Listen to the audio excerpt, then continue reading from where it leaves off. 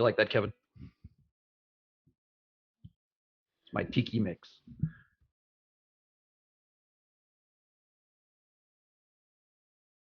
All right, it's about 5 after. Let's stop that before it goes on to the next one. And we'll go ahead and get started. I'm going to run through a handful of announcements while a few more people are getting connected. Looks like we just crossed over 100 people connected. And then we will turn it over to our speaker for the evening. So number one, I know everybody's familiar with online meetings, but this is actually a webinar. And so welcome. The way this is going to work is, all you as the attendees, you have your camera and your microphones turned off. Feel free to use the chat for comments, discussion, share a link if it's relevant. Anything you want to do in the chat, just keep it clean. And then separately, you should have in your Zoom webinar control, you should have a Q&A button. And so in Q&A is where we want you to submit questions for Miriah, our speaker tonight. And Alan and I are going to moderate those questions at the end of her talk so that we can sort of focus on the most popular questions to her after her presentation. And the way this works is you submit a question and you'll be able to see everybody else's questions as well. So if you see another question you like, you have the ability to upvote it, and those upvoted questions raise to the top of the list that we see when we're moderating the questions, since that helps us pick the questions to present to Miriah. So let's try that. And this is the other key thing I just put in the chat. So let's everybody use the chat real quick and put in the chat, where are you attending from tonight? And the key is down where you're in the bottom where you're typing in your message, you have to change that to all panelists and attendees so that everybody can see it. For some reason, Zoom by default is just panelists. And if you leave it as just panelists, then just me and Alan and Miriah can see it, and that's it. But if you want to send a message, make sure that everybody can see it, you need to change that to panelists and attendees. I wish I could change that default, Alan, but there's no way to do that.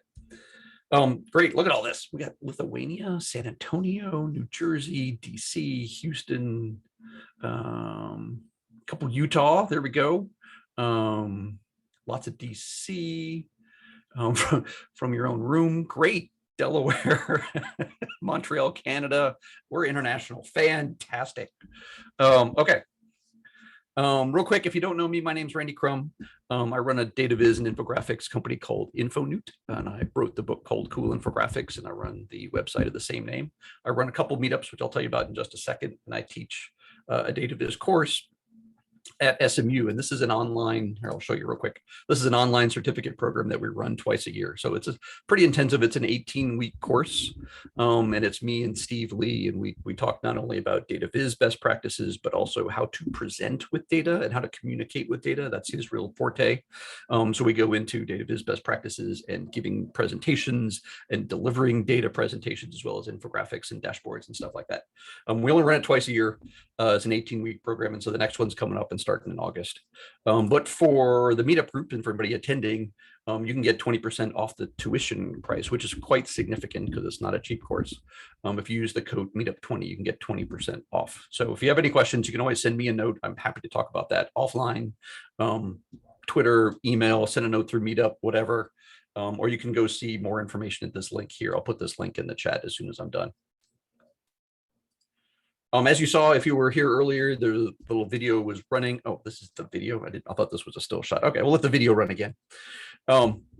This is a joint meetup event that I've sort of structured so that all these meetup groups, these data viz meetup groups across the country, can share in a speaker presentation instead of a dozen of us all trying to come up with our own speakers and our own events, especially during COVID and the pandemic when everything had to be online. And this has really taken off and really been quite popular. So I know we had 11 groups that shared tonight's event. And through the meetup platform, we had a little over 500 RSVPs, and then it's always a matter of getting that many people to actually show up and attend and go through the Zoom process. And so we'll see how many we're up to. 116 so far showing up tonight. So I run two groups. I run the DFW Dallas Fort Worth data viz meetup group, and we're up over 4,000 members. and you can find us at dfwdataviz.com. I also run the Austin DataViz group. Austin didn't have a group, and they've started a couple of them and just didn't make it. So I started one earlier this year, and we're up over 100 members already. And so I also run the Austin DataViz group. And you should look for your local group.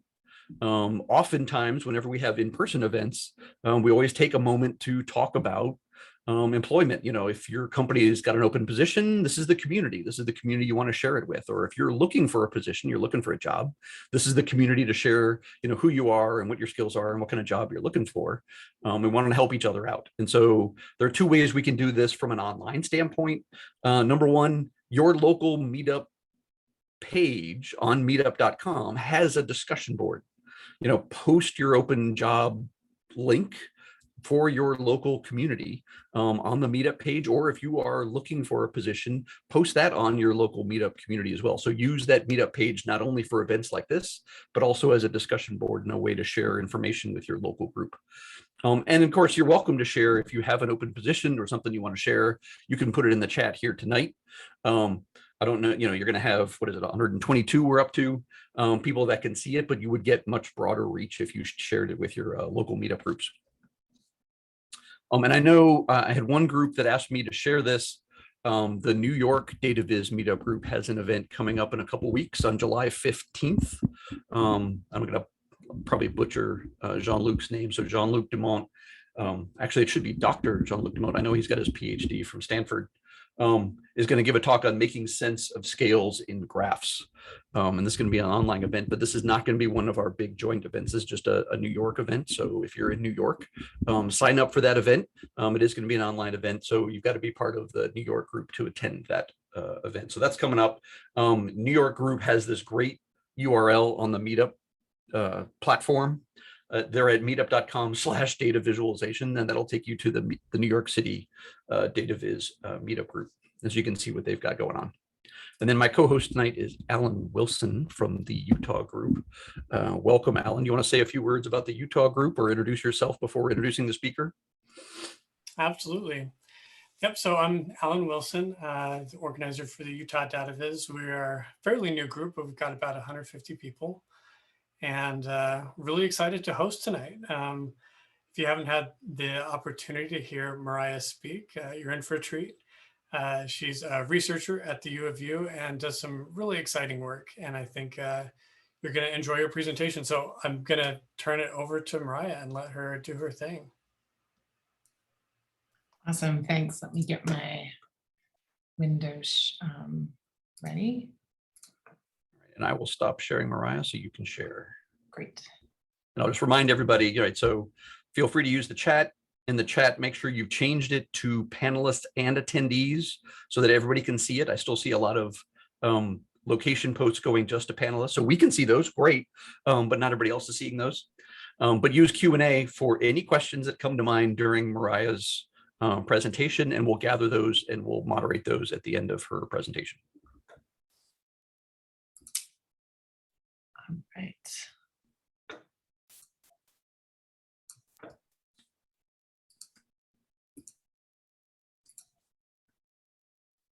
Okay, I assume you're seeing this now. All right, gosh, hello everyone. It is such a pleasure to get to be here this evening and talking with you all. I have to say, I'm really not a big fan of giving talks over Zoom, but wow, like so many people from so many different places, like that's super exciting and also a little bit intimidating. So anyway, thanks so much everyone for being here tonight. I'm really excited to talk to you about sorry, gosh, this is like the first time in my office in months, and here I am getting a phone call.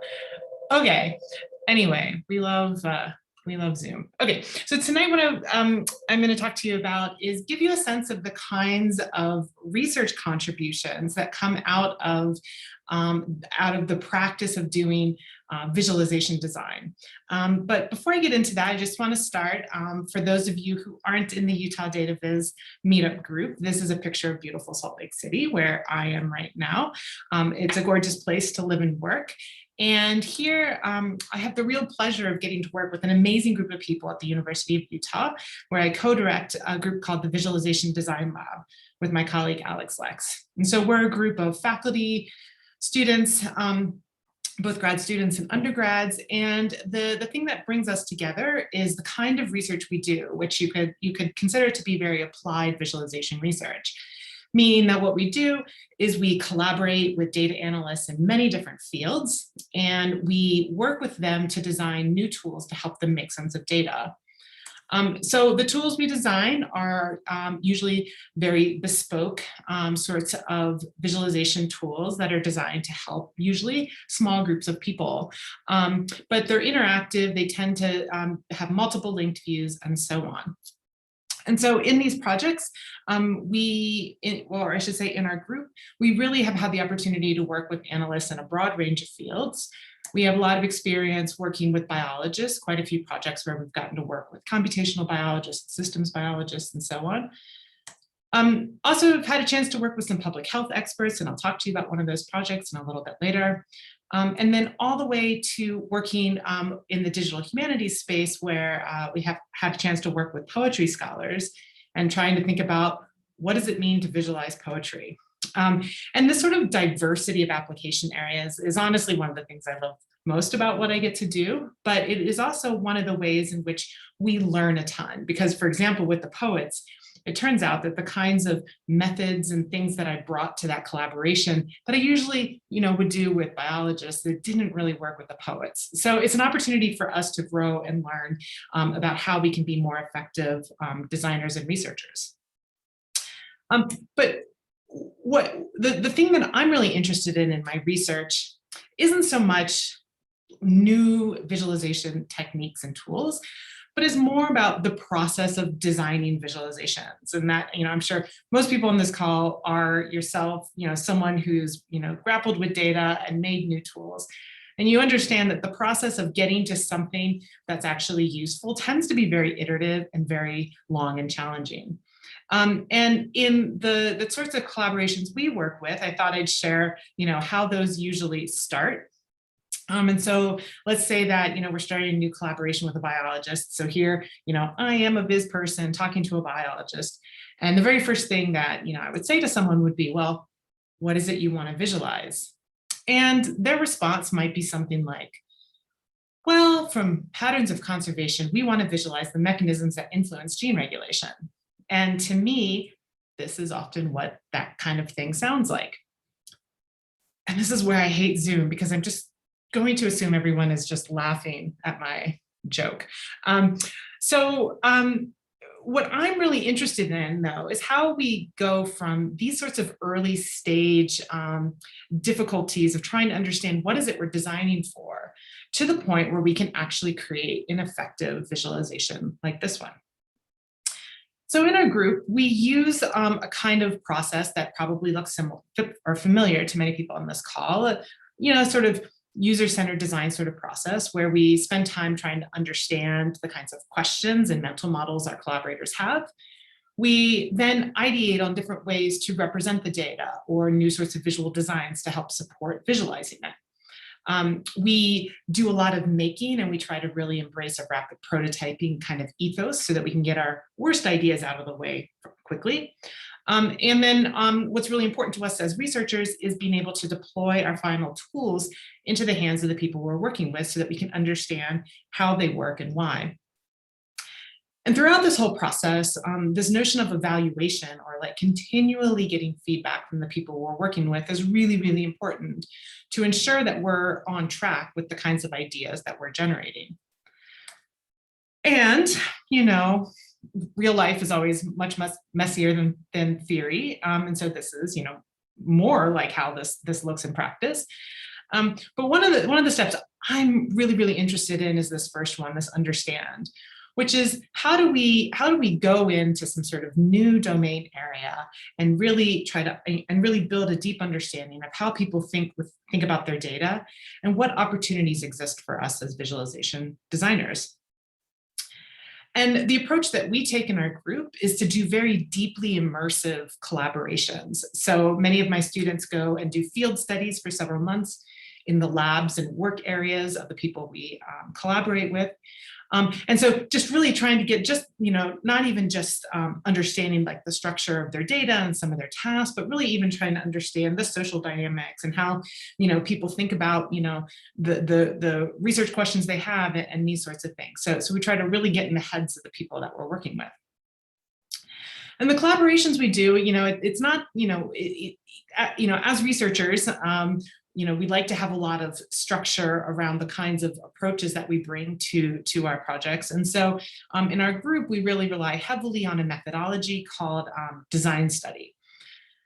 So a design study is a visualization method for inquiry. And at a high level, it's basically a project where we go and we analyze some sort of real world problems. So working with real people, with real data is essential and mandatory. We then design a visualization system through a lot of iterations to help them make sense of their data. We, as I mentioned, deploy these tools in order to validate these systems in the wild.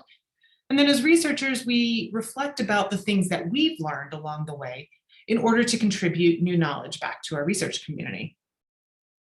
Now, since a couple of colleagues of mine and I published this definition of design study about 10 years ago, there's been a lot of work in the research community about a variety of different kinds of theoretical models to help people in conducting design studies, both in the process itself, what are some of the steps that you go through, but also thinking a lot about how do we validate the kinds of tools that we're generating and creating through these projects. And over this last 10 years, there's been, like 150 some design studies now that have been published in the community that builds on all this theory, which is really exciting because it's something that the Viz research community has really embraced as a sort of an important way of learning about the world. But most of these papers, their primary contribution is really some sort of new bespoke tool or some sort of new visualization technique. And while that's important, what I find in my own work is that often the tool we end up creating for the people that we're collaborating with, the tool is often the least interesting thing that we've learned along the way. And so what I want to really share with you tonight is some of the other kinds of things that we learn as researchers through the practice of designing visualization tools with our collaborators. And I'm going to tell you about 4 projects to sort of illustrate 4 points. And so the first point is how we can use these sorts of projects to question existing dogma about how to design good visualizations. The second point is using these projects then to extend and refine our methods that we bring to the design process so that we can be more productive and more effective. The third thing is how we shift from thinking about the design of the visualization being the end goal and instead think about using visualizations to probe deeply into how people relate to data. And then finally, also how we can use these projects to think about what are designs for the future? What are the sort of the next steps for visualization to think about in terms of extending the impact that we can have in the world? Okay, so we're gonna dig in. All right, so in this first project I want to talk to you about, this was a project where we were working with fire forecasters here in Salt Lake City. And these fire forecasters, they're trained meteorologists. And what they do is they look at, they do meteorology, so they're looking at weather simulations and trying to make sense of those of predictions for what's going to happen with the weather and combine that with information about dryness conditions across, in our case, the Intermountain West. And so this is a project that was headed up by a student of mine, Sam Quinnen. And when we started working with some fire forecasters here in Salt Lake, they were explaining to us just how overwhelmed they are with the amount of data that they have to take in and make sense of in order to then ultimately produce recommendations for fire managers as to where to send our very precious and limited resources to fight wildfires in the summer. And so when we started working with them, we were doing the standard sorts of things we do in a design study. Is we went and spent time in their workplace. They walked us through the different types of data that they look at, their different ways of exploring data and communicating it back. We attended daily briefings and observed how they work. We also spent some time collecting a canonical set of visualizations that these meteorologists were using every day. And these visualizations, these sorts of weather maps, are the same weather maps that are used by thousands of meteorologists around the world all the time. So from this set of visualizations we collected, we coded them to understand what data they were encoding and also what were the visual conventions that were being used. So from these data sources, Sam designed a new tool that made use of interactivity to try to overcome some of the visual clutter in the predominantly static charts that our collaborators were working with. And we also deployed some new methods for looking at uncertainty. So after we designed this tool and talked with our collaborators about it, we started reflecting a little bit on our experience. And one of the things that really struck us was the prolific use of views by our collaborators that violate fundamental visualization principles. So in particular, our collaborators, and I can't emphasize this enough, thousands of other meteorologists around the world, use views like these that discretize continuous data fields such as temperature and pressure. And this goes against something we call the expressiveness principle, which states that a visualization should show all of the data and only the data. So this was really interesting to us because this led us to start thinking about where does practice and principles not align. So on one hand, you could say, well, those silly meteorologists, they just don't know good visualization design principles. But the perspective we chose to take was, maybe there's something about, in this case, discretizing data that's actually really beneficial to the tasks that our collaborators were doing. And so to sort of dig into this, we collaborated with some cognitive scientists here at the University of Utah, Lace Padilla and Sarah Kremriger, and we designed a controlled lab study to understand the effects of discretization on visual analysis. So what we did is we created varying levels of discretized views, in this case of a topo map. And we had our participants run through 12 different tasks that were based upon things that we observed our collaborators doing in that design study. And what we found from the study was that there wasn't a single task where the continuous data outperformed the discrete. And there was a number of tasks where people were more accurate when using the discretized color maps. And so for us, this was really interesting because, again, it sort of said, well, by not showing all the data, in some cases, people were better at doing certain kinds of tasks, and allowed us to sort of start to hypothesis a little bit about like what might be going on that in the way that we not only perceive but also think through, sort of unconsciously how we interpret data. And so this was an example where we could use things that we saw that were interesting in the world that went against things that the community sort of holds near and dear to develop new sorts of questions that we could then ask in a lab setting. Okay, so next thing, extending our toolbox of design methods. And so in this project I'm going to talk to you about, we worked with a team of neuroscientists up at the Moran Eye Center, which is a big eye clinic here at the University of Utah. And these neuroscientists work in a really interesting field called connectomics, where they're actually trying to reconstruct the wiring diagram of the brain.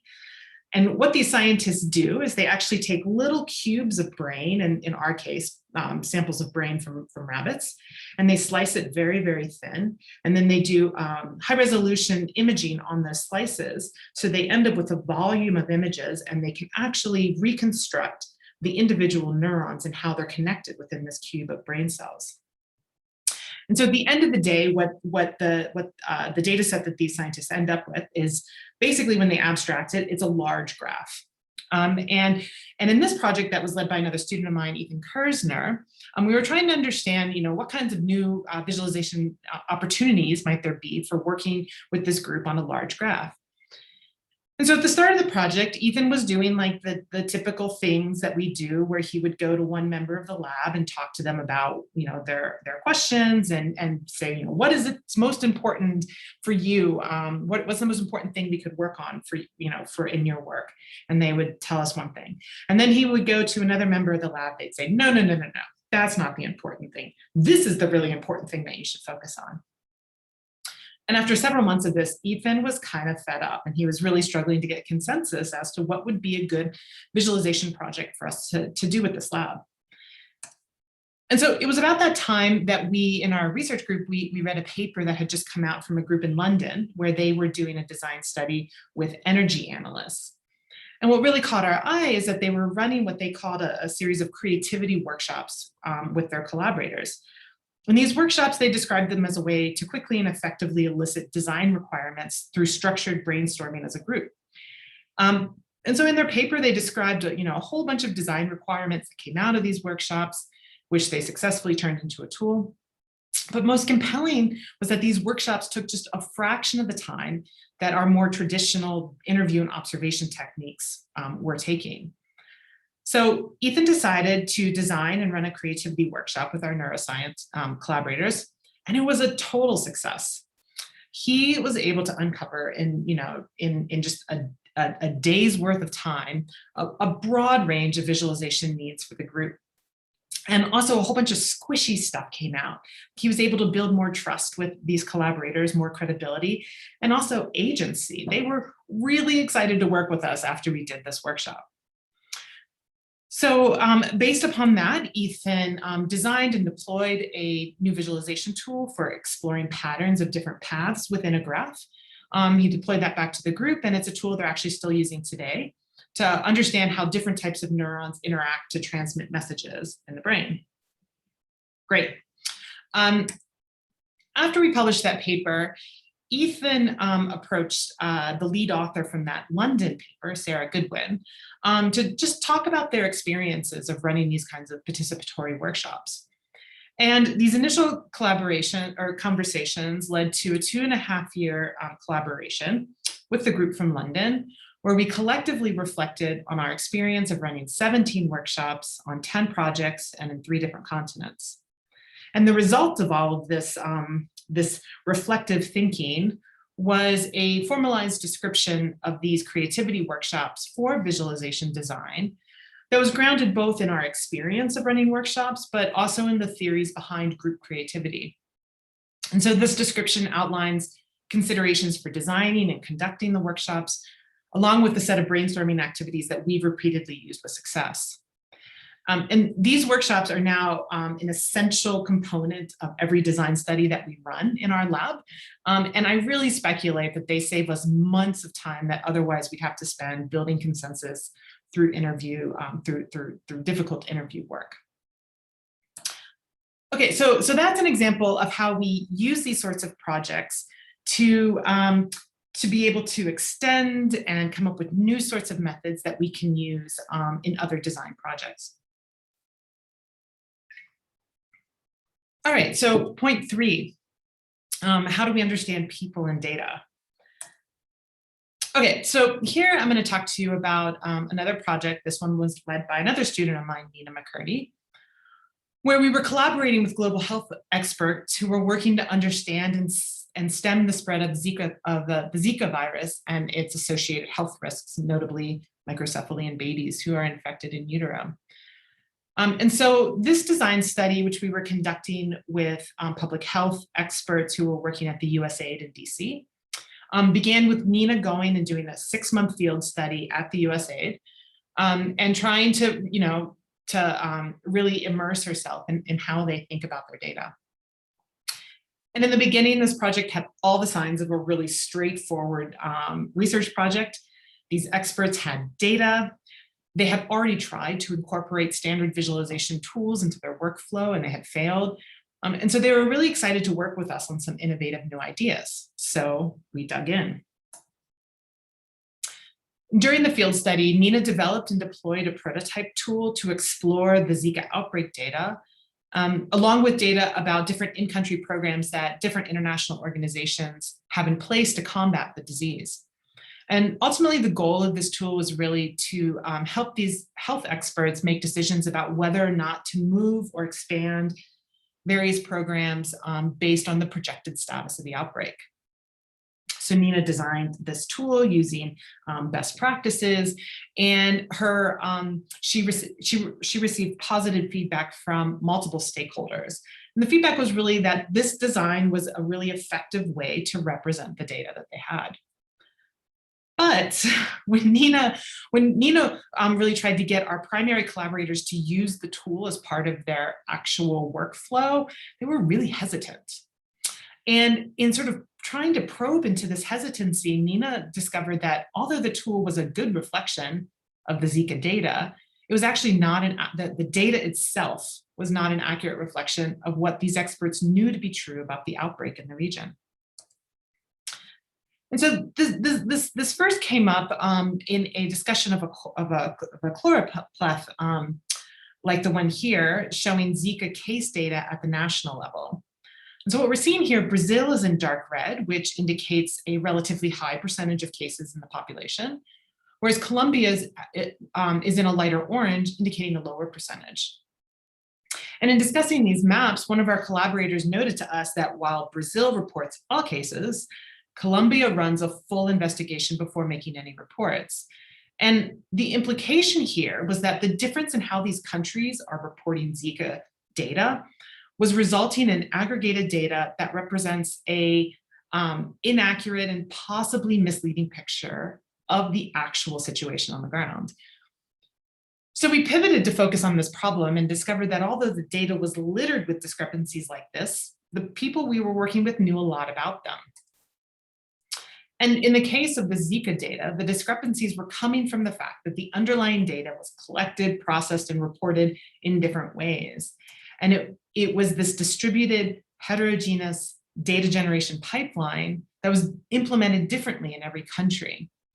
And this left a data set that had these subtle variations in how the data was generated and processed, most of which were going undocumented and unaccounted for. And each country's data generation pipeline was shaped by its political, cultural, economic, geographic, and demographic context.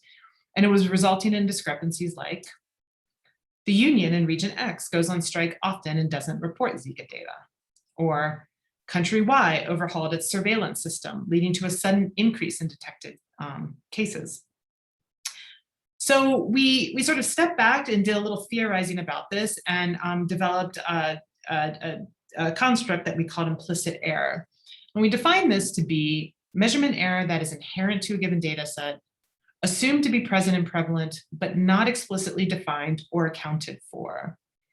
And so we spent some time characterizing implicit error for our Zika data, as well as thinking about a process model about how visualization can help us externalize and visualize these resulting implicit errors.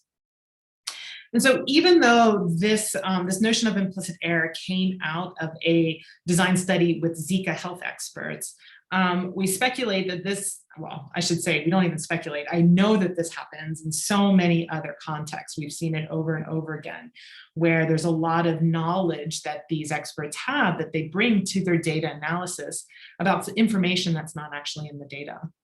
And so this is an example of how in a design study, it wasn't so much about like the new great visualization, but really how we use visualization and the process of design to probe deeper into the relationship that people have with their data. Okay, and then the last one. designing for the future. And full disclosure, this is actually my first time talking about this point and this work, so bear with me if I sort of fumble through a lot, but it's some exciting new work that we've been doing in the group. Okay. So this is focused on a project around air quality. And for those of you in the Utah DataViz group, you know that this is also a picture of Salt Lake City, only in the wintertime during a winter inversion. So for those of you who don't live here, Salt Lake's dirty secret is that sometimes in the winter we have some of the worst air quality in the country or even in the world. The topology of the landscape here makes it such that we get these winter inversions that settle in, for which pollution builds up sometimes over the course of a week or two. And so it can be pretty detrimental to health, particularly for people with respiratory challenges like asthmatics. And so in this project, and this was headed up by another student of mine, Jimmy Moore, one of the things that we were really interested in is how we could help people who are challenged by air quality to how we could use new sorts of commodity air quality sensors to help people make better decisions about how to live their lives and to improve their environments. And so what do I mean by this? Well, what we did is we developed a system for measuring the indoor air quality of people within their homes. And so what we did is we took commodity off-the-shelf air quality sensors and we hacked them so that we can network them together, along with a tablet interface to give to visualize in real time the air quality inside and outside people's homes. We also included a Google Home Assistant so that people could annotate their data streams as we collected this. And so we deployed these systems in the homes of asthmatics, and I'll talk about that in just a second, but let me give you a sense of what this data looked like. So we piloted this system in my student Jimmy's home because of course you have to eat your own dog food. So he lived with 4 of these sensors, 3 inside his home and 1 outside, over the course of a couple of weeks. And then we were just sort of debugging the system and trying to understand like what to expect when we could actually visualize what is otherwise invisible around us. And so here what we're looking at, this is a typical view of one of the data streams. This is about over a week of time in January where we were having some bad air quality. So what you see in this view is you see there's the green here, the green time series is in fact a sensor that was outside on Jimmy's front porch. The other 3 sensors were inside his home in different rooms. And you can see over the course of the week that as an inversion built up, that this outside air quality got worse and worse and worse. So higher here means more particulates in the air.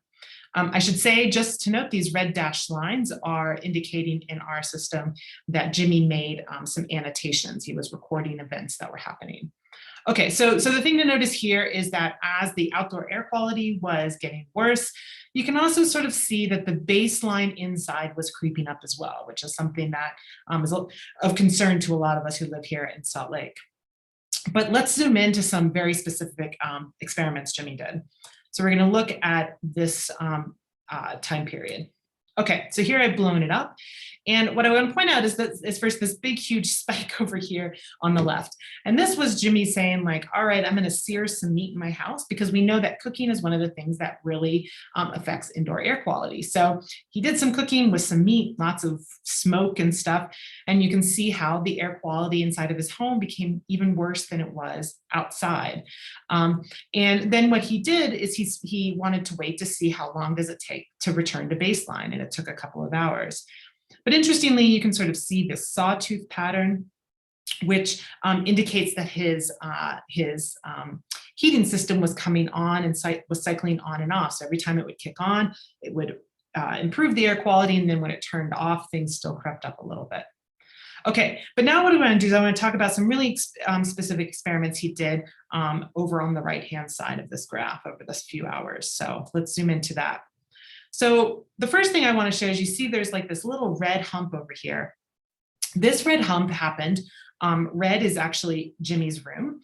And what he did is he closed the door to his bedroom and he opened his window on a poor air quality day, outdoor air quality, and had it open for about a minute. And you can see the effect of decreasing the air quality inside of his room, but the rest of the house was relatively unaffected. Then what he did though in this bigger spike is he opened up all the doors in his apartment and he opened his front door for about a minute. And you can see the effect in his entire apartment just by having his door open for 1 minute on a bad air quality day, and that it did take a few hours for things to go back to baseline. So these were the kinds of things that we were interested in and we suspected other people might be as well. And so what we did in this study is we recruited 6 families living here in Salt Lake City, all of whom have at least one severe or at least one asthmatic in the family. Many of these families had children who were asthmatic. And we recruited them to basically live with our deployments for 6 to 12 months. And so we had a deployment where each family got 2 indoor air quality sensors and 1 outdoor sensor along with our tablets so that they could look in real time to the air quality of their homes. And throughout this deployment, we went and interviewed them at several stages just to understand how being able to visualize something that was otherwise invisible to them was impacting their life. And here's a day in the life of one of the families. We're just looking at one of the data streams, an indoor stream. And you can see for this family late at night, this was their bedtime routine. So this is like kids kicking up their sheets and stuff and causing a lot of particulates. But then things quiet down. You can see a long lull while they're sleeping. And then here we have a morning routine where people are up, there's cooking, and you can see this in the air quality. And this was one of the things that was interesting to us was how visible a daily pattern was in these streams. But in this family in particular, one of the asthmatic children, they had a lot of carpet in their house. And so the mom in this family was really concerned, and every day she would vacuum. And so she kept looking at our sensors and noticing that that when you vacuum, right here's a vacuuming event, you get this huge spike in air quality. And so this caused her to start rethinking when she vacuumed because it would take a while to come back down. And so I'm going to play a short clip from one of our interviews where she's talking about the experience of having a friend who's also asthmatic come over during the course of this deployment. And you can hear what she says. I mean, this last week, not this weekend, the weekend before, when the friend came over that was super allergic, he comes over, he just knows, he takes Benadryl and stuff before he comes over. And this last week, as soon as he walked in the door, he was like, crap, I forgot to take my Benadryl. I was like, okay, well, I've got some. He's like, I don't need it right now, I'm okay. He ended up not needing any that whole night.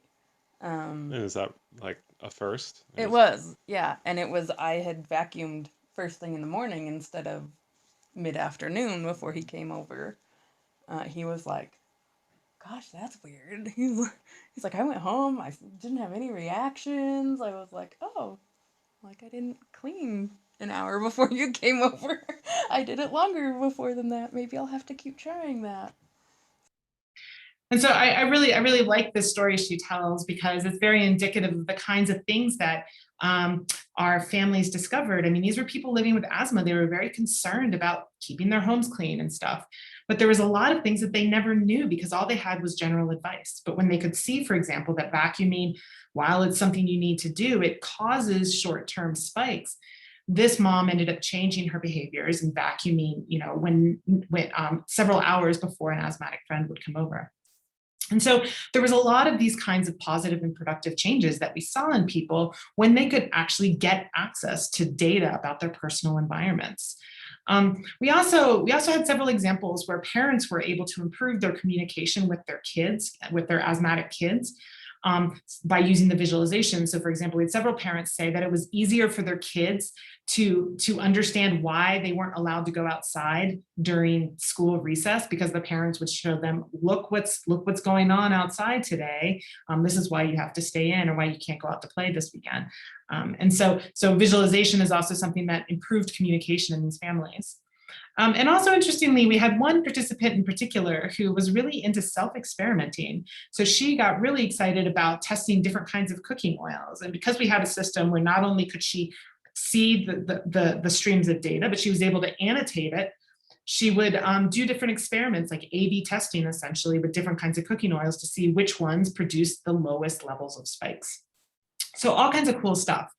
But there was also tons of questions that our participants asked that they weren't able to answer with the system we gave them. And things like, what's the worst time of year for indoor air quality in my home? And which vacuum cleaner should I buy? Or even, should we move homes? So there was a lot of these questions they really cared about, and our like just simple real-time, data stream interface wasn't, going to give them those answers. And what they needed was a much more sophisticated visual analysis sort of system. But when we thought about how might we design such a system, we realized that we didn't even know what they would do with it or how they would go about operationalizing their questions into data. And so the first question we wanted to then tackle was, really understanding what might our participants do if they had access to rich and flexible analysis. And to tackle this, we ended up developing a whole new interview method that we called the data engagement interview, where we actually brought a data analyst with us as part of the interview team into the homes of our participants, along with a big monitor and paper printouts and all kinds of stuff of their data. And during this interview process, we walked our participants through a series of engagement questions to get them to think about what kinds of questions they have, and prompting them to then direct the data analyst to produce certain kinds of views for them. And these interviews were just so revealing and so productive. Our participants learned all kinds of new things about their data that they hadn't anticipated. They had a ton of fun doing it. And we as researchers really got to see how they engaged with their data when given the opportunity to do so. And a couple of the takeaways that we learned from this for thinking about future visualization design. The first one that was really clear to us was how important it is to design accessible ways into the data. A sort of mantra that we have, at least in the research community, is overview first, details on the demand. But what we saw with these participants is the very first thing they wanted to do was to find something they knew about in the data, whether it was a certain date that they knew there was, like, say, poor air quality, or some sort of event that happened in the home. So giving people's entry points into the data set was really important. Another thing that we noticed is that play was something that was just so prevalent in the way that people engaged with their data. And often, when we think about designing visualizations, we think about, like, what are the tasks that they have? What are the goals someone has for understanding their data? But a lot of the really interesting things our participants discovered, they discovered through just sort of stumbling around and just serendipitous, like, discovery of, like, interesting things. They'd be like, oh, wow, what's that big spike? Or that's an interesting annotation. And so the sort of stumbling aspect was something really interesting to us, and is not something we typically design for as sort of a first-class citizen. So this notion of designing for play is something we think would be really interesting going forward, even in cases of quote unquote serious data analysis. And then finally, the one that I'm really intrigued by is maybe we don't design yet another tool. When we, in these interviews in which all of our participants really engaged with their data, we asked every single one of them if they got a tool that could do all the things that the real-time analyst could do for them, would they use it? And not a single one of them thought that they would. For a variety of reasons. But what was interesting to us is if you take asthmatics living in, at times, one of the most polluted cities in the country, and you can't get them to engage with their data, like, what hope for any other sort of personal data do we have? But on the same time, our interviews where we had a dedicated data analyst in the loop were really productive. And so this got us thinking, like, maybe what we should be thinking about is thinking about social systems. How do we design data clinics or other scenarios that can bring together people with computational expertise with people with their personal data in ways that allow people to bring their context of their own personal knowledge with people who have knowledge of data analysis together? And so that's one of the things we're really interested in exploring, is how do we design other things besides tools to support people in exploring their personal data? Okay, and so that was my example of designing for the future and how we can use the practice of visualization design to understand what might come next. So that is what I have. I hope that it was illustrative of the kinds of things that myself as a researcher that I get out of the act of, you know, the process of designing visualizations. And so with that, I just want to say thanks again for being here. It's just exciting to get to share this with so many people around the world tonight. And I'm happy to take questions, but I do want to say especially thank you, Alan, for the invitation, because I think this might be my last talk as a Utah resident, because later this summer, we're actually moving to Europe. I'm joining Linköping University in Sweden this fall for a new position. So anyway, it seems very fitting that this would be the last talk that I would give before we move. So thanks for the invite. That's what I have. Well, thank you, Miriah. That was awesome. We can't hear everyone. It's so lame. I'll just imagine all the applause and cheers. For everyone, I imagine it's deafening, I'm sure. It's deafening in the chat. It is. There's a lot of great stuff in the chat there. Well, yeah, I think we're so happy to have caught you before you take off for your next big adventure. Yeah, great stuff. Well, I think we could dive into the questions. There's some great questions. If you haven't already asked your question, go ahead and put it into the Q&A. And as you read other people's questions, go ahead and vote the ones up that you would like to see, and we'll prioritize those. So I'll hit the first one, and then I'll let Randy get the next one. This first one comes from Rebecca, and she asks, has your research found ways to communicate with non-technical folks, particularly those who are not data or stats people? Yeah, thanks, Rebecca. You know, it was interesting in this last project that we had, you know, with these asthmatic families, some of our participants were, you know, they did some data analysis in their day-to-day life, but some of them didn't. And it was sort of, well, I shouldn't say it was surprising, but like all of our participants really came with a basic visual literacy. I think, like, you know, we're so used to seeing, you know, line charts and bar charts and stuff in the media that people really have that kind of basic, you know, most adults, you know, many adults can read these sorts of charts now. And so we actually didn't even think much about the visual, like the visualization design, and when we were using these sorts of line charts. More interesting to us was just this idea of how do people, you know, if you have a question like, should I buy a new vacuum cleaner, and you're collecting air quality sensor readings, how do you ask that question of your data? And that was the part that most of our participants really struggled with, what we might call operationalizing your question. And that was also why that part of the project was so challenging. Like, we thought we could just go and design a visual analytics tool after we saw how people used our system, but we knew that at that point, we had no idea how someone might actually ask a question of their data. And that was sort of the point of designing that interview method. Anyway, but I think that the bigger challenge than reading a visualization is this idea of getting people to think, how do I ask and answer a question from data? And that, I think, for those of us that work with data on a regular basis, can be surprisingly difficult for people who don't. Awesome. And a follow-up for that comes from Stephanie. What principles do you adhere to in order to ensure non-technical folks can interact with your data viz and make sense of it? That's a great question. And unfortunately, I don't have a good answer, Stephanie. I'm sorry, because honestly, this last project is really the first one where we ventured away from working with what we might call domain experts, or people who are working with data as part of their like professional life, and working with people in their personal life. But from having, you know, starting to like read a lot of literature from the personal informatics community, where, you know, these are researchers who spend a lot of time thinking about how do we design technology for people with personal data. One of the big things is actually engagement. It's less so about getting people to understand something you've created, but more like getting them to care.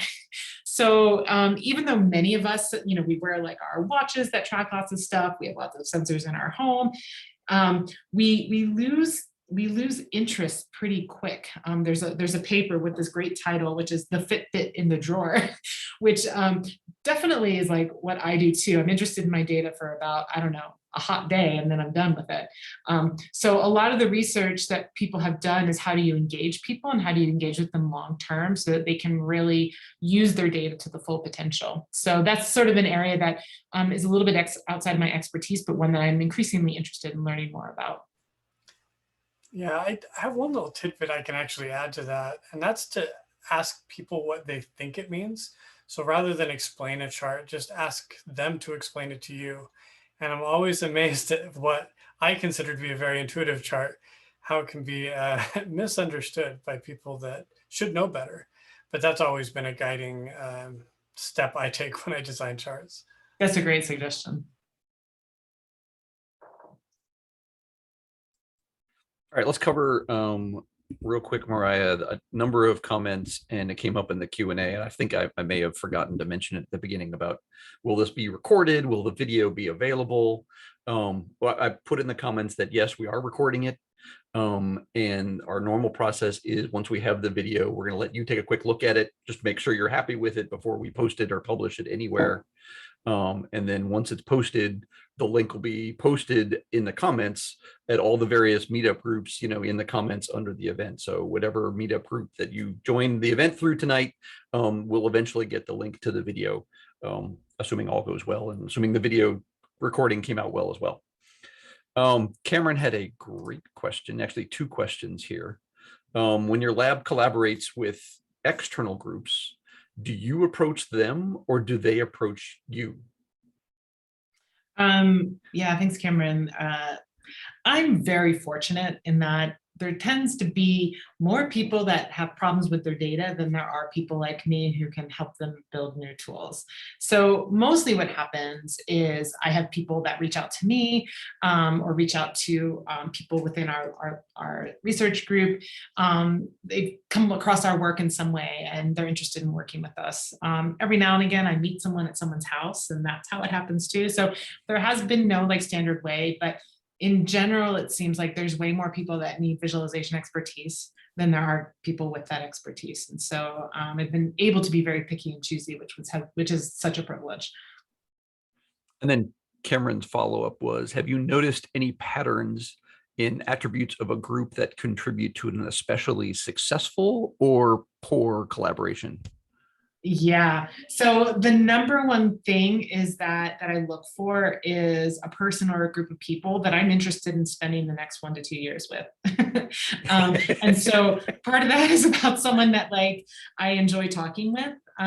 Someone, you know, it tends to be less about the area or like what their specialty is and more about like how excited are they about their data, how much do they respect what we do as visualization researchers as well. Like, are they expecting us just to come in and build some software, or are they understanding that we also have a research agenda and a research process?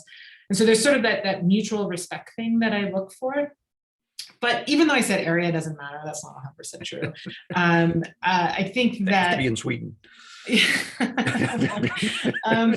But this poetry project that I worked on a couple of years ago, it was at a time when digital humanities was just really starting to explode, and lots of people are getting excited about it. And at that time, having worked with some amazing poetry scholars here, really sort of gave us an opportunity to explore things in a really open way, because there wasn't a lot of work yet in this community about this. So getting to find collaborators who are working in emerging and like impactful areas is also like super exciting. But the most important thing is is the personal relationship. I think that could apply to many. Right. Yes. Life. Okay, so Kevin has a question about researchers that do the kind of work that you do. So that are focused on the viz design process as opposed to tools. Who else should we be aware of and following to learn more about this space? Great question. I have to say our group is somewhat unique in that we are so singularly focused on this, but other people that I work with that have thought deeply about the sort of applied side of visualization, both from like a methodology and a methods perspective. Tamara Munzner is probably, it might be a name, you know, she has a fairly popular sort of textbook out. So she's a professor at UBC. She's done a lot of work in this space. Another researcher who does really, really exciting things. Yep, there we go. There's Tamara's book. Randy's holding it up. Another really exciting researcher is Sheila Carpendale. She's a professor right now at Simon Fraser. She was at University of Calgary. Sheila is, she just, for those of you that have like a design or more creative background, like her work would totally resonate. She comes from an art background before she went to computer science, and her work is just so creative. She and many of her former students who she's worked with have thought about things like data physicalization or constructive viz.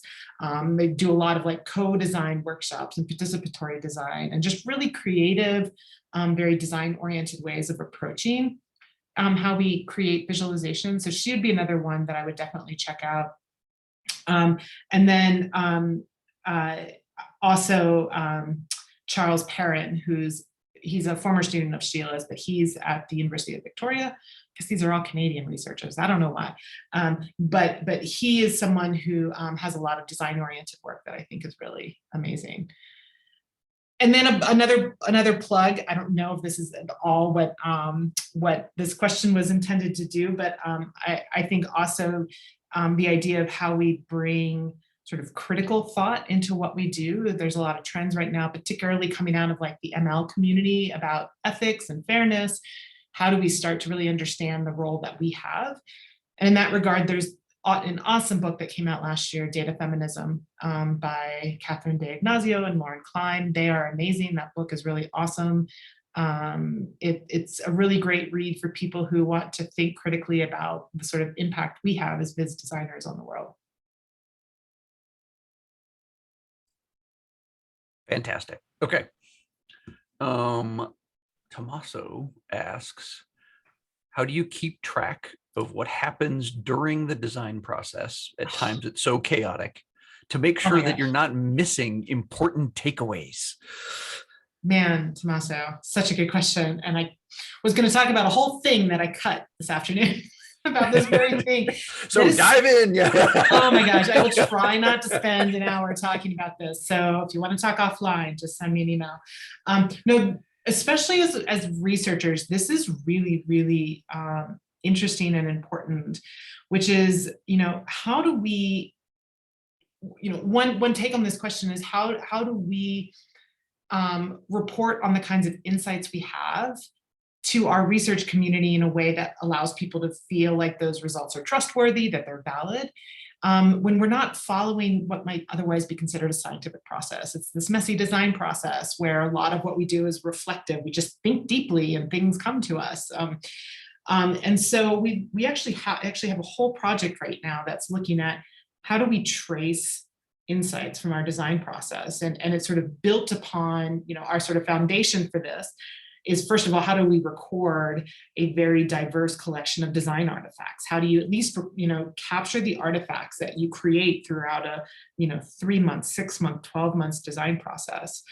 Then how might you support being able to trace how an insight comes to be across these design artifacts? How do we annotate these artifacts to help expose sort of inherent knowledge that's embedded in them?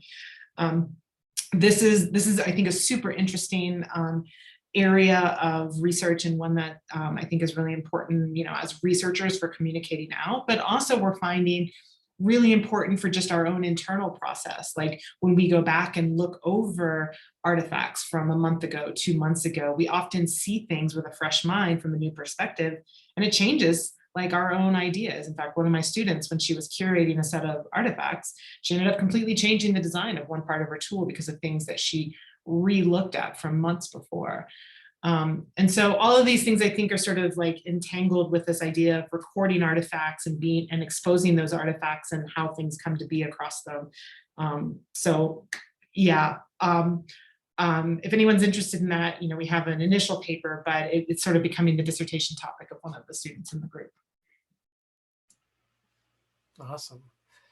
Yeah, it strikes me as like having a lot to do with domain knowledge, and how as your domain knowledge grows, as you partner with these people, you begin to see things differently over time. So that's really interesting. That's exciting too. It would be a lot of fun. Okay, I'm going to go back to another question from Kevin. This gets actually into something you've already kind of covered, but if you want to add anything else about best practices from the workshops sessions and like immersive job shadowing methods, or anything that you can share with this group that might help us when we try and do the same. Yeah, I have to say that in our research group, we're quite privileged where, one of the students can go and spend 3 months hanging out in a biology lab. And that's not something I think people who are freelancers or working in a company necessarily have the sort of time and space to do. And so some of the ways in which we work, I suspect, don't necessarily translate well outside of the sort of academic privileged place that we sit. But this is one of the reasons why these workshops were just amazing. And, I think there's a lot of these kinds of workshops that happen in the design community, participatory design sorts of things. What we ended up spending a lot of time doing when we developed our framework was really thinking about what's visualization specific about this. And, and in these workshops are structured to work people through a series of both active and passive exercises, let people sort of marinate, but then also get them to produce things, to work through, diverging as a group in ideas, and then ultimately coming together and converging on things. And so we have these like sets of activities that we would work people through throughout a day. And if you go on my website, you'll find pointers to the page, and we put a lot of supplemental materials out with like example workshop structures for this. So yeah, I mean, that's what I'd recommend. Like, if people have questions about it, I'm happy to like point to that. But I'd say, looking at the paper that we have, looking at the supplemental materials, I think these workshops are, unfortunately, there's so much of these things that you also learn from doing. So every time I have a student who's doing a workshop for the very first time, we do piloting activities on these sorts of things. So I think that's really important. The workshops, they're so great and they're so effective. They do take, even though I say, oh, they only take a day, well, it actually takes quite some time to design them and then to analyze the results. But, getting people together for a day is just so productive. So that's like my number one thing that I would recommend doing. Yeah, I would say that we have a lot of success with workshops where I work.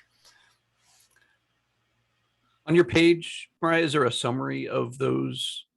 Yeah, should I stop sharing and just point you to? Yeah. Sure. If you want to bring. I mean, I put the link in the chat, so the link to your page is there for everybody. But just a mention of, you've got some summary of your workshop stuff, but is there also like a summary of the best practices you talk about or you use in your workshop? Yeah, I'm gonna find it like super fast right here.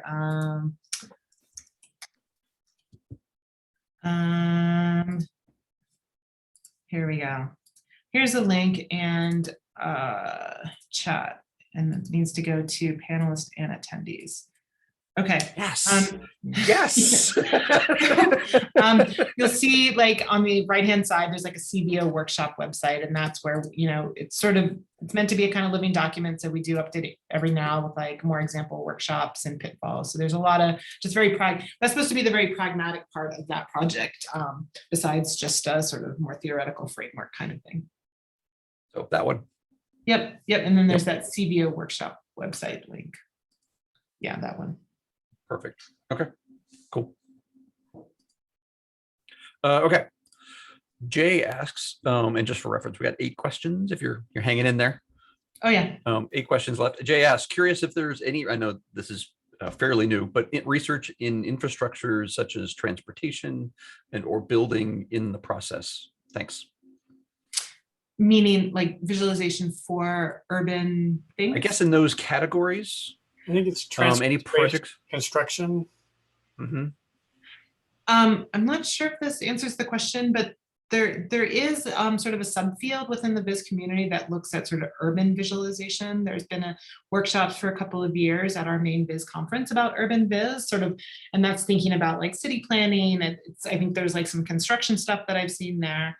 It's not a community that I've been really plugged into, but if you go to IEEE Viz, is like our main conference that we have every year. And I think the workshop has been called City Viz. And so there's been some really interesting workshoppy things that have gone on there. But I guess that's probably the most I can speak to that question. Ellen, to build on that one, I'm going to sort of jump ahead to one, but sort of ask if you can share, Miriah, like what's going to happen to the Utah projects and the workshops when you go to Sweden, and then what are you going to do in Sweden? What's going to be the new hotness there? Yeah. Yeah. So, okay. So the Utah, so I co-direct the Utah group with an amazing colleague, Alex Lex. And so he will continue the Utah group, and we'll probably try to hire another Viz person here. So I think that the lab is going to continue on, and I'm sure it will have a similar flavor. So, you know, for people, especially local people that want to collaborate with the lab, it will continue. In my move to Sweden, there's my research has always been very much directed and nudged based upon the people that I interact with. And so some of the things that I'm hoping to sort of nudge the direction of is, you know, as we've been talking about participatory design, like that's sort of like the birthplace for that is Scandinavia. There's a lot of people who think about how do we democratize data? How do we democratize visualization? So I'm kind of interested in exploring that space sort of in conjunction with this idea of personal data and how we make data analysis more accessible to more people. I've, you know, sort of gone deep into theorizing, like, how do we know what we know? It's sort of, I guess, sort of starts to tread a little bit into philosophy of science, but my research community and the broader CS community in general is very, what I might call positivist. So we care a lot about science with a capital S and truth with a capital T and validity and reproducibility. But the kinds of design work we do is like none of that. It's not reproducible. It's very personal. It's very subjective. We change, our collaborators change. None of this you can replicate.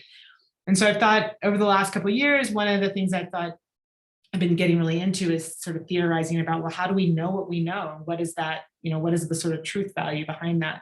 And there's a lot of interesting work that's been done in fields like, you know, qualitative research, in the design research community, in the humanities that sort of think deeply about other ways of knowing besides the scientific way.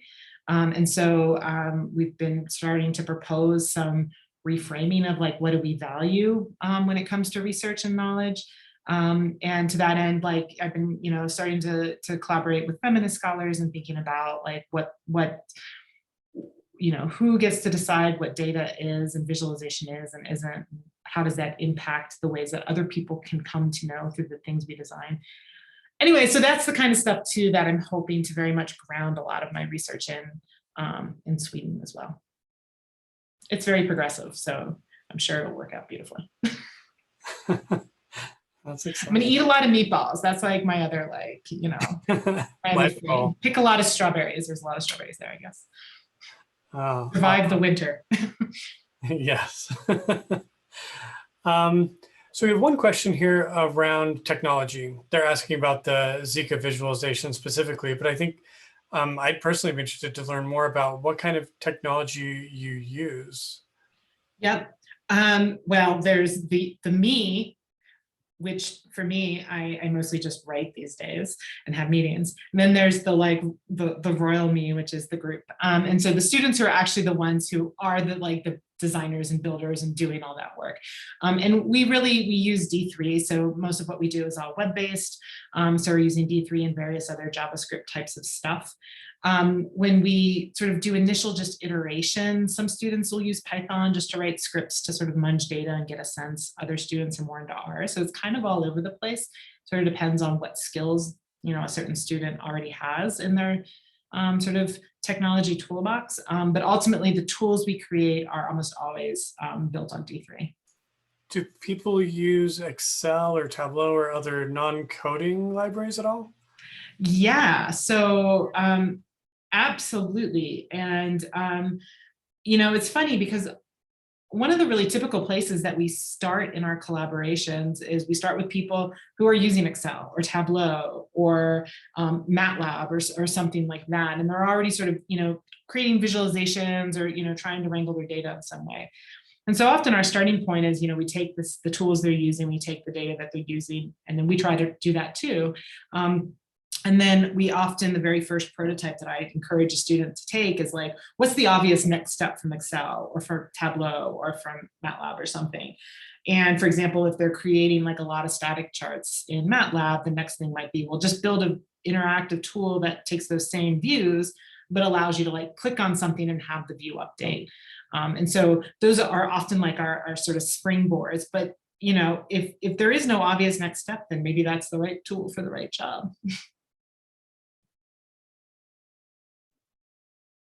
Where are we? Jacqueline wanted to ask, what changes, if any, were made to the immersion process, the team, or the interviewing process after discovering the dynamics with the Zika virus data sets and adjustments made by the day-to-day users? What lessons should all of us take away from what you learned? Yeah, so that the sort of insight we had about the fact that the data had all these discrepancies, and it came at the very end of the field study. And so the work that we did on that, ultimately what Nina designed was she designed an annotation mechanism that sort of went into the tool that allowed our collaborators to externalize knowledge that they could sort of tag different time points and places and write notes and characterize those notes. And then she developed some initial ideas about how to visualize these annotations in the tool. So it was a way to both allow people to externalize their knowledge and then to indicate back to their colleagues and others that this knowledge existed. That's actually since turned in, that work has spurred like a whole sort of another research thread in our lab, where we've just seen over and over again, or for example, my colleague Alex, who's worked with some surgeons at the University of Utah Hospital, and they have a project on blood transfusion data or something. And the surgeons just kept saying to them, oh, well, the data says this, but really this one is like this because of this aspect of the patient, or this is really like this. And so they're sort of describing these mental gymnastics that they do in their head based upon what they know. It was just like what we saw with the Zika data. And so that's since turned into a project that a student is working on that we call data hunches, which is, from a theoretical side, it's like valuing the knowledge that people bring to data, and also recognizing that data is a partial and imperfect proxy for the thing in the world we care about. And so how do you sort of combine those two things? And we think that visualization is a really compelling way to do it, that we can use visualization to support people in creating data hunches. So for example, if you saw like a chart of like COVID cases, but you're an epidemiologist and you're like, actually, I know that this country's underreporting. Can you just sketch on your hunch on top? And if you and many of your colleagues do that, then how might we then communicate those hunches back in a way? So that's sort of like a thing that we've built on, but it's something that I think, I'm guessing many people on this call like have seen or dealt with. And I think the challenge is we put data on this pedestal as this truth and this like complete thing that can't be touched, and it's quantitative, so it must be like important. And in fact, data is just another decision that somebody made. And so, so sort of like flipping it and saying data is not the only thing that we know about, it's not the only thing that tells us about the world. And how do we start to incorporate other perspectives with data to present a richer and fuller picture of whatever it is that we're interested in? I love that so much. I'm a huge advocate of visualization, not only as an output, a representation of data, but as an input for creating data. I think it can be both sides. And I think historically, we've only focused on the one. Yep, totally. Well, I'm just nodding. I mean, corporate data does that so much. I mean, I could just see that go off for another couple hours on data confidence and visualizing uncertainty in the data. And, there's so much that, well, that's the customer service data and we're, 95% confident, but as soon as you put it in a chart, people think it's concrete, it's data, it's the truth, it's everything. It's like, no, it's just as much as good as we could get. Yeah. All right. So I'm going to go to a question from Claudia Brenner. She wants to Well, so she's excited to see how you and students and partners are expanding your design practices and would like to know more about which ones you've adopted. And she brings up IDEO and design thinking, user experience, service design, speculative, futures design, and other design best practices. Like, how do those play into what you do? Gosh, probably not enough. So that's a great question, and one that I think just exposes like the absolute limits of my knowledge and experience. So yeah, I mean, we're still situated in computer science. And so one of the things that I've really actively done over the last few years is trying to bridge into these other communities that have, you know, rich histories of working with people and thinking about embodied experiences and thinking about fairness and power. And so I am not I'm not someone who can necessarily speak to that, but I think there's a lot of really exciting things as a computer scientist that we can learn from these fields. So for example, this group that I'm joining in Sweden actually has a design research group, and I've worked a little bit with the faculty there, but sort of discovering the research through design community, which are researchers that are, you know, thinking deeply about like design as experiments in the future and all kinds of interesting things, and how, you know, the artifacts we create are embedded with the knowledge that we come to know. I think that there's things as a sort of analytic computer science engineering type that we can also offer these fields too, with sort of the sort of ways that we approach and think about the world. But I feel like the more broadly I read, the more I learn, and the more I get excited. But I will say just quickly though, like, as I sort of dig into these other fields, the first step I do is like, oh my gosh, these fields have figured this stuff out. But I find more and, you know, over and over again that they don't totally have it figured out for the things that we do as visualization designers. And so it always surprises me when I'm like, oh, this like framework or this model, it's really inspiring. And if we can just change it a little bit, then it's actually really speaking to the kinds of challenges we have as data visualization folks. So yeah, so that's a lot of the sort of more recent theorizing work we've been doing, is how do we learn from these fields, but then really like apply it to the specifics of what we do in visualization.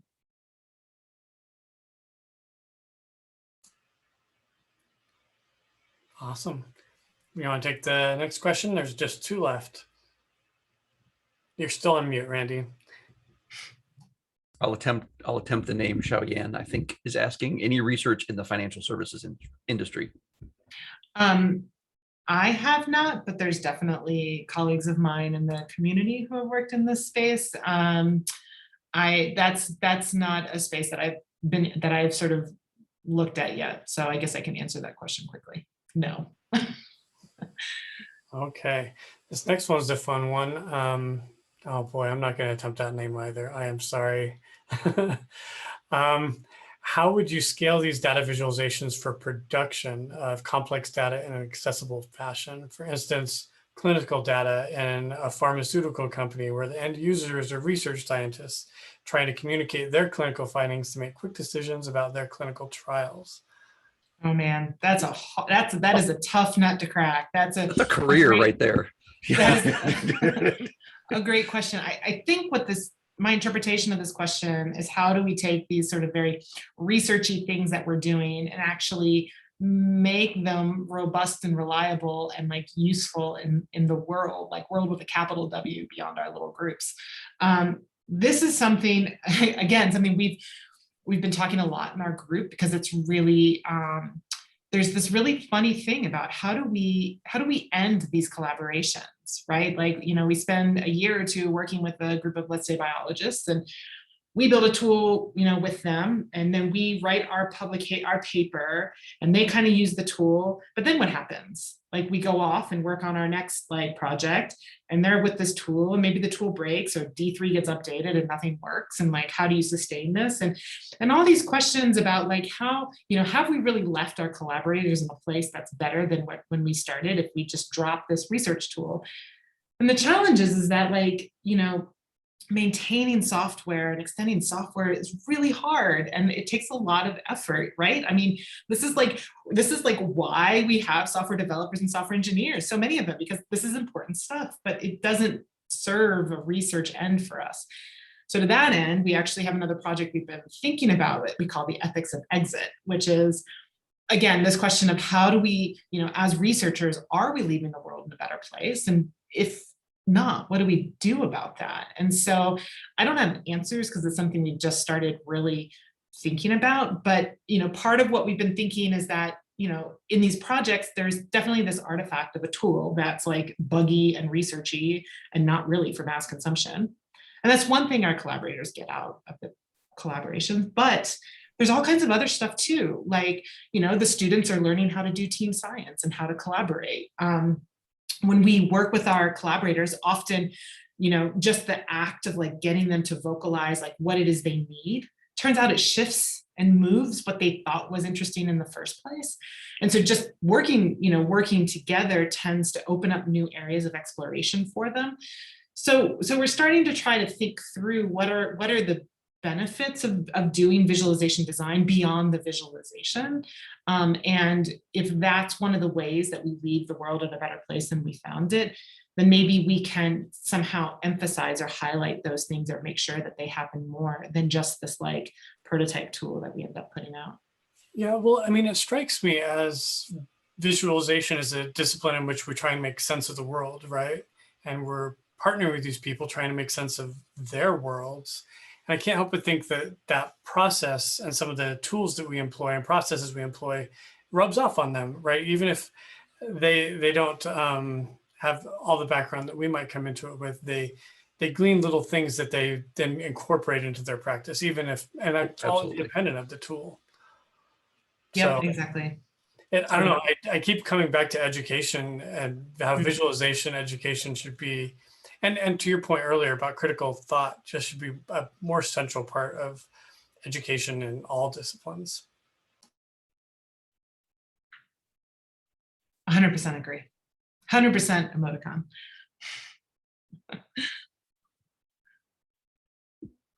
Was that the last question? That was the last one from the it.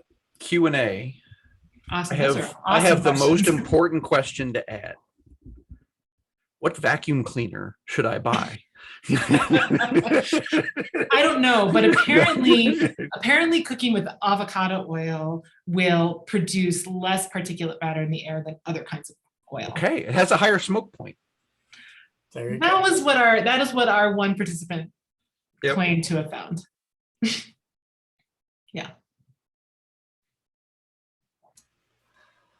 All right. Well, thank you again, Miriah, for all your time this afternoon or this evening or morning or wherever people are. Best of luck to you in your next adventures. And Great job. Yeah. Thank Great. you. Well, thanks again for the Fantastic. invitation and for everyone who tuned in. It's a real pleasure to get to be here. Hope you'll do it from Sweden too. Awesome. Great. Well, thanks everyone. Thank you. Bye. All right. Thanks, everyone.